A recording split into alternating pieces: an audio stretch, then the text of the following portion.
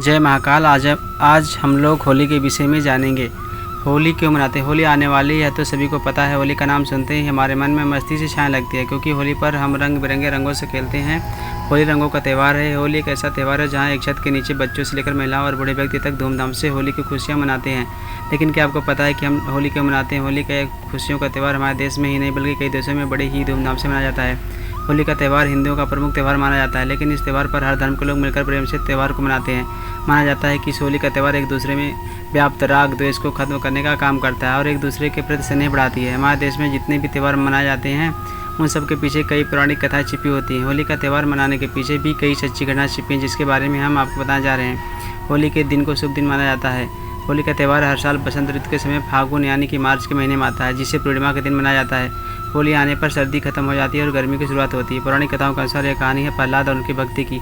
माना जाता है कि प्राचीन काल में हिरण्यकश्यप नाम का एक असुर हुआ करता था, जिससे ब्रह्मा द्वारा एक वरदान मिला था कि उसे कोई इंसान या कोई जानवर नहीं मार सकता, ना ही उस पर किसी शस्त्र का असर होगा, ना ही धरती में ना ही आकाश में। इसी को लेकर असुर को अपने आप में घमंड हो गया था। वह अपने आप को ही भगवान समझने लगा था, जिसके चलते वह अपने राज्य की प्रजा के साथ अत्याचार करने लगा।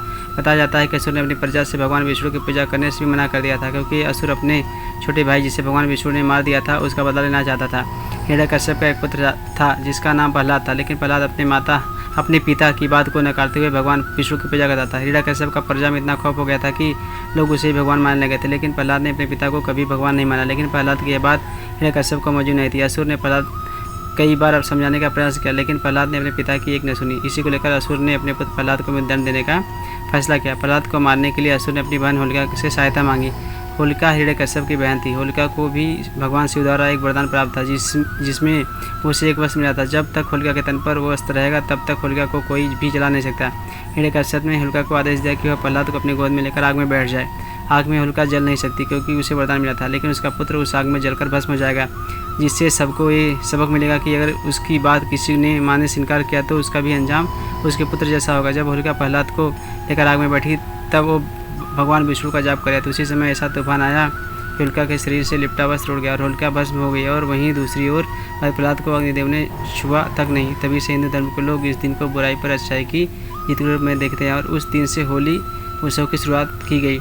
एक दिन पहले होती है होलिका दहन, जिसमें लकड़ी, घास और गाय का गोबर से बने ढेर में इंसान अपने आप की बुराई भी इसके चारों ओर घूमकर आग में जलाता है और अगले दिन से नई शुरुआत करने का वचन लेते हैं। होली का त्यौहार अपनी सांस्कृतिक और पारंपरिक मान्यता की वजह से बहुत प्राचीन समय से मनाया जा रहा है। होली के इस अनुष्ठान पर लोग सड़कों, पार्कों, सामुदायिक केंद्र और मंदिरों के आसपास के क्षेत्रों में होलिका दहन की रस्म के लिए लकड़ी और अन्य जैसी सामग्री के ढेर बनाना शुरू कर देते हैं। उम्मीद करते हैं होली का त्यौहार के विषय में जानकारी आपको अच्छी लगेगी। जय महाकाल।